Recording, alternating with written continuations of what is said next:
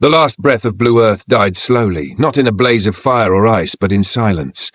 Oceans turned grey, skies dimmed, plants stopped growing, people in their billions clung to nostalgia while their cities crumbled beneath poisoned rain. By the time the Ark ships launched, there were fewer than 50 million people left. Alara was 10 years old when she boarded Ark Wying, bound for Kepler 186, a planet humanity had never touched, only glimpsed through telescopes and dreams. She remembered little of Earth, only the sound of her mother's voice and the way sunlight looked through smog. By 22, Alara had never seen a real sunrise. Cities that float in dust, Kepler 186f was habitable, but barely. The atmosphere needed tweaking. The soil resisted Earth crops. Gravity was lighter, days longer. And so, instead of settling on the ground, humans built drifting citadels in the sky, glass cities tethered to slow-moving clouds, powered by fusion and desperation. Alara became a terraforming engineer.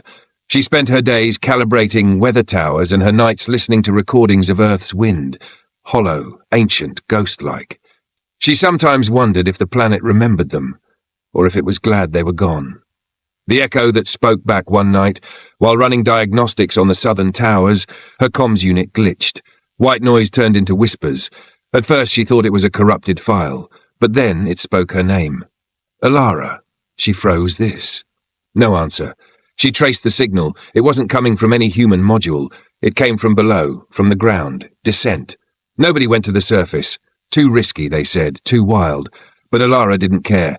She took a solo skimmer down through the clouds, following the signal. The surface was quiet. Vast plains of red dust. Ruins of old terraforming rigs, abandoned like skeletons. And then, a tower. Not human-made, organic, black, humming with a strange rhythm, like breathing. The whisper returned. You are the echo of your world. The machine that wasn't inside the tower, Alara found walls of liquid metal and patterns that shifted when she looked at them. At the center, a sphere, floating mid-air, pulsing in time with her heartbeat. You carry Earth within you, it said again. This time it was her voice. The machine wasn't a machine. It was a memory construct, alien tech designed to store consciousness. And somehow it had copied her thoughts, her fears, her longing. You seek to rebuild, the sphere said, but have you asked what should be remembered? Alara stepped back. What are you? We are what your kind might become if you learn to listen to silence. Collapse and revelation. The moment she touched the sphere, visions exploded in her mind. Images of ancient civilizations, not human, who tried to fix dying worlds, who turned memories into energy, who failed when they forgot why they began.